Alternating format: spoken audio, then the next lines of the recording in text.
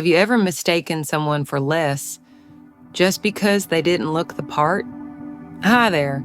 I hope you and your loved ones are safe, healthy, and holding on to the little things that matter most.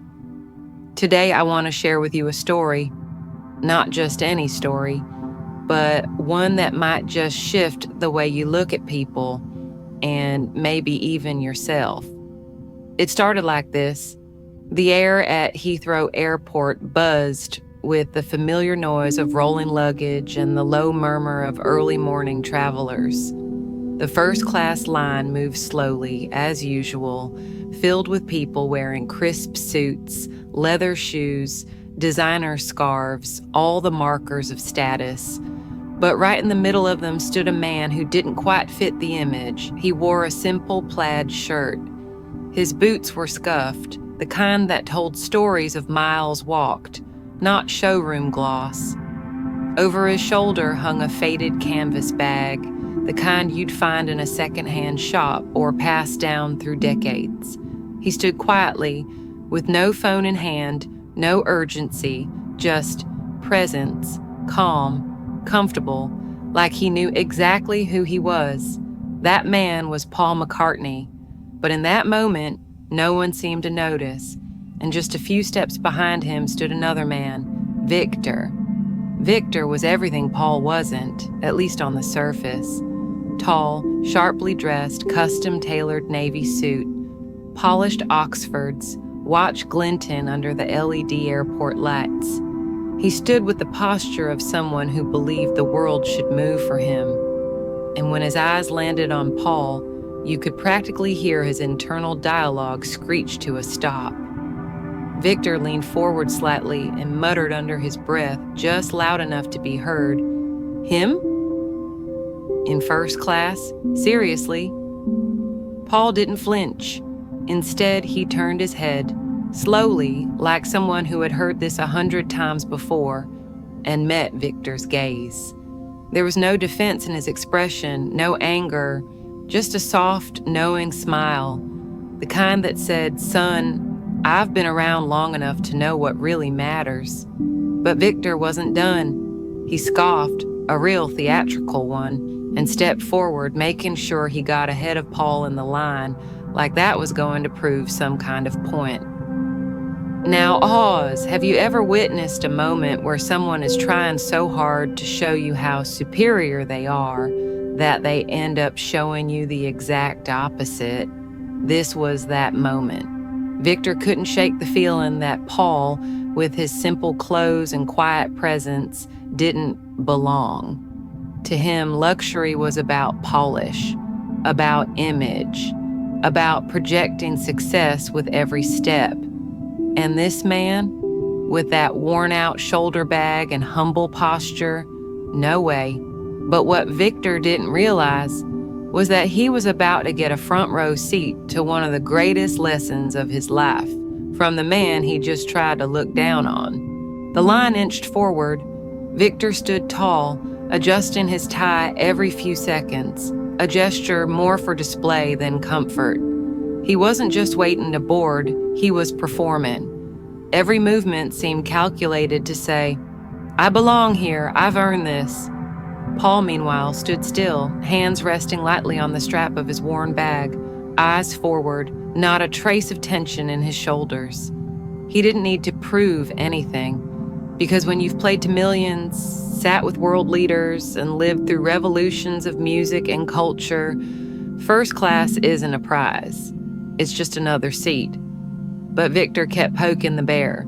Leaning slightly closer, he let out another quiet scoff. "Unreal," he muttered. "First class isn't for everyone." That time Paul responded, not with sarcasm, not with sharpness, just with a calm voice that landed like a stone dropped into still water. "I suppose you're right," Paul said, turning just enough to meet Victor's eyes. First class isn't for everyone, but sometimes it's not about where you sit. It's about how you carry yourself. Oof! The words floated in the air, not loud, not biting, but they hit harder than any insult ever could. And people noticed. An older man further back in the line leaned over to his wife. "That man's got character," he whispered. Across the aisle, a young woman in leggings and a hoodie nudged her friend, eyes wide with admiration. "I love how calm he is. I'd have snapped." But not everyone was impressed. A man in a navy pinstripe suit folded his arms and grumbled, "Victor's not wrong. That guy looks like he belongs in economy." His friend gave no reply. She was too busy watching Paul, the way he stood with quiet confidence, as if nothing could shake him. And that was the thing. Victor felt it, the shift in the room, the way the energy around them subtly changed, the way people were watching him now, not with respect, but with curiosity, some with quiet judgment, others with thinly veiled amusement. He adjusted his cufflinks, tried to ignore the knot tightening in his chest, but the more he talked, the less in control he felt. And Paul, still calm, still steady, like a still lake, while the world threw stones at it, and the ripples barely reached his feet. If Victor had known who he was really speaking to, maybe he would have zipped his mouth shut. But that realization, that was still to come. The cabin lights dimmed. The plane had reached cruising altitude. Victor sat just one row behind Paul, close enough to keep the game going. But it wasn't a game anymore, not really. It was a slow unraveling. The flight attendant arrived to take drink orders. Victor leaned back with practiced flair, as if the seat were a throne. "A glass of your finest champagne," he said, his voice just loud enough for nearby passengers to hear. "After all, we're in first class, aren't we?" The attendant nodded politely and moved on. She reached Paul. "And for you, sir?" Paul smiled. "Just water, please." Victor chuckled, not kindly, but with that oily smugness that thinks it's charming. "Water," he said, swirling his champagne once it arrived. "That's what you're going with?" Paul offered a small nod. "Nothing more." Victor leaned in again, ready for another performance. "You know, people talk about simplicity all the time," he said, voice dipped in mock philosophy. "But let's be honest, that's just what people say when they can't afford better." Still, Paul didn't flinch. He didn't even blink. He just sat, relaxed, hands resting lightly on his lap, like the tension never reached him. His silence wasn't weakness. It wasn't avoidance. It was power. The kind of power you don't have to raise your voice to show. And that power, it rattled Victor more than any insult ever could. He raised his glass theatrically, eyes darting to the side for witnesses. "To those who truly appreciate life," he declared with a grin, sipping the champagne slowly like it meant something. But inside, the knot was tightening. Around them, the cabin was shifting. Quiet conversations halted. Glances darted sideways. A woman across the aisle murmured, "Such arrogance." Another whispered, "He's so calm. I don't know how he keeps his cool like that." Victor felt it. He could feel the weight of eyes pressing against him, the way people were no longer watching Paul. They were watching him, and not in the way he wanted, but instead of stopping, he leaned deeper into the persona. Twirling his glass, he smirked. Yet the smirk didn't feel right anymore. Something inside him knew. This wasn't working. He just didn't know why. Not yet. The tension sat in the cabin like thick fog, invisible but suffocating. Victor lounged in his seat, still holding on to his champagne glass like it was a scepter. He watched Paul out of the corner of his eye, waiting, maybe even hoping for a reaction. But Paul didn't take the bait. Instead, after a few moments, he shifted in his seat and slowly, deliberately, and turned to Victor with a look that stopped time. His eyes were calm, steady, not cold, but full of something deeper, something that felt like it had seen too much to bother with petty games. and then he spoke. "You know," Paul began, his voice low but unmistakably clear, "I've spent a lifetime surrounded by people who measure their worth by what they have. Their clothes, their cars, their seats on a plane." Victor's smirk twitched. "But the longer you spend chasing things that shine," Paul continued, "the harder it gets to see the things that truly matter. Kindness, respect, humility. You can't buy those, you have to earn them." Victor shifted. Something in Paul's tone, warm but unwavering, hit harder than any insult, not because it was cruel, but because it was true. Paul leaned in slightly, his voice softening, but not losing its weight. "The need to tear someone down to feel bigger, that's not power, that's fear." And then he looked away, just like that.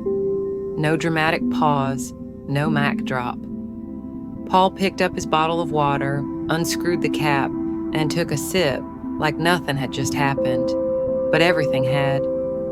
Around them, silence fell like a curtain. An older man nearby leaned toward his wife. "That was something else," he whispered. He didn't even raise his voice. A woman in yoga pants whispered to her friend, "I don't know who he is, but that guy." Total class act. Victor sat frozen. He could feel their eyes, not in admiration, not even in scorn. Something worse, pity. The words Paul had just spoken bounced in his chest like echoes in a cave. They refused to leave, they refused to be ignored. And for the first time, Victor didn't feel powerful. He felt exposed. A soft tremble passed through the plane. A few overhead compartments rattled. Someone gasped quietly from the back. The captain's voice cracked through the intercom, calm but firm. "Ladies and gentlemen, we're experiencing a bit of turbulence. Please remain seated with your seatbelts fastened. We'll update you shortly." Victor gripped the armrest a little tighter. He glanced around, trying not to show it, but his jaw was clenched, his fingers stiff. The champagne glass on his tray wobbled slightly, nearly tipping. "Paul?" Still as calm as ever, he turned slightly toward an elderly couple seated beside him. The woman clutched her husband's arm, knuckles white, lips pressed tight. "It'll pass soon," Paul said gently, his voice like warm cloth. "These things happen. The crew's got it under control." The woman turned to him, her face tense, but she nodded. His presence was strangely comforting, like a quiet melody you didn't know you needed. Victor watched this. He watched how Paul didn't just stay calm for himself. He extended it outward like a ripple of peace across stormy water. The turbulence wasn't extreme, just enough to rattle nerves and shake up egos. But in that moment, something shifted in Victor. He genuinely tried, to imitate that stillness. Straightened his back, smoothed his tie, focused his breathing. But it didn't come naturally. His calm was an act. Paul's wasn't. And that difference, it was everything. The flight attendant walked by. Paul gestured gently toward the elderly couple beside him. "They could use a little reassurance," he said quietly. She nodded, pausing to offer them a few kind words before moving on. Victor caught that exchange, and for the first time, he didn't roll his eyes. He didn't scoff. He felt something else, something unexpected, respect. The turbulence faded, the cabin steadied, but Victor didn't. He sat still, watching Paul, sipping water, flipping through a well-worn book, not a care in the world, not for show, just because that's who he was. And Victor? He suddenly wasn't so sure who he was anymore. A young boy across the aisle had been watching Paul. Big eyes, restless fingers, that curiosity kids carry like a second heartbeat. He leaned in toward Paul, voice barely a whisper. "Are you famous?" Paul chuckled, soft and light. "Depends on who you ask," he said, his eyes twinkling. "But I'm just a traveler today, like you." The boy grinned, clearly thrilled. His mother leaned over, smiling apologetically. "I think he's seen you on TV before. Maybe." Paul winked. "Maybe I've been on a few shows. What kind of music do you like?" "Rock," the boy beamed. Paul leaned in, lowering his voice playfully. "Then I think we've got something in common." Laughter flickered in the row. The moment rippled outward, warm, human, effortless. But behind them, Victor sat like stone. The tension in his chest, the echo of Paul's words, the way that little boy looked at him with wonder, it all tangled together. Then the flight attendant returned. She leaned in toward Paul, keeping her voice low, but just loud enough. "Mr. McCartney," she said, her smile tinged with reverence. "The captain wanted me to let you know your connection in Tokyo is confirmed. He also sends his regards. He's a huge fan." The name fell like thunder. McCartney. Heads turned, eyes widened. Voices whispered. "Wait, did she say Paul McCartney?" "No, it can't be. Is that the Paul McCartney?" The young boy's jaw dropped. His mother gasped. "Victor!" He froze. It hit him. Fast and hard. His mind rewound everything. The bag, the smile, the stillness, the wisdom. How had he not seen it? He hadn't just belittled a stranger. He'd spent the entire flight trying to undermine a legend. And the worst part? It wasn't Paul who'd made him feel small. It was the mirror Paul had held up. The one Victor had refused to look into for far too long. Victor's throat went dry. His champagne glass, once held like a trophy, now sat forgotten on the tray. The gold liquid inside no longer sparkled. It looked hollow, just bubbles in a glass that didn't mean anything anymore. All around him, passengers began to murmur in hushed tones. A man quietly hummed, "Hey Jude." A woman across the aisle whispered, "Oh my God, it's him. That's Paul McCartney."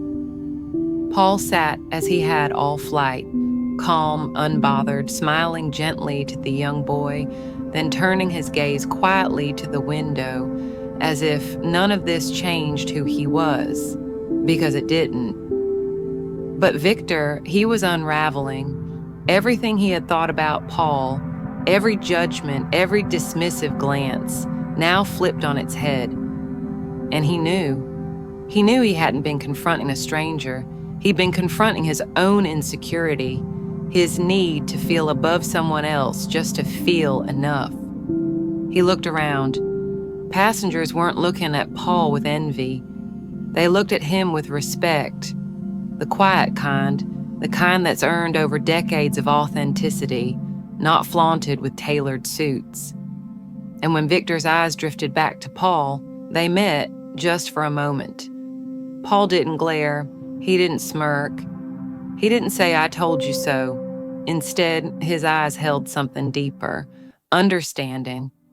And somehow, that made Victor feel even smaller. He turned away, staring at the blank seatback monitor in front of him. But his reflection stared back. Same suit, same man, different truth. And he hated what he saw, not because Paul had exposed him, because he had finally seen himself. Victor sat motionless. The name Paul McCartney kept ringing in his head like a bell that wouldn't stop. A legend, a Beatle, a man who had written the soundtrack to millions of lives. And he, Victor, in all his bravado, had tried to diminish him, mock him, outshine him. But you don't outshine someone whose light comes from within. You only reveal how dim your own has become. He looked down at his hands, the same hands that had once clenched champagne and status, and for the first time they trembled. His voice was stuck somewhere behind shame, but something in him shifted. A small part, quiet and scared, but ready. He unbuckled his seatbelt, stood. Each step toward Paul felt like dragging a mountain. He stopped beside the window seat, his shadow casting across the man he'd misjudged. Paul looked up, calm as ever. Victor's voice cracked. "Mr. McCartney." Then he stopped. No script, no performance, just truth. "Paul," he tried again, softer now. "I owe you an apology." Paul said nothing, just waited, open. "I was arrogant. I judged you.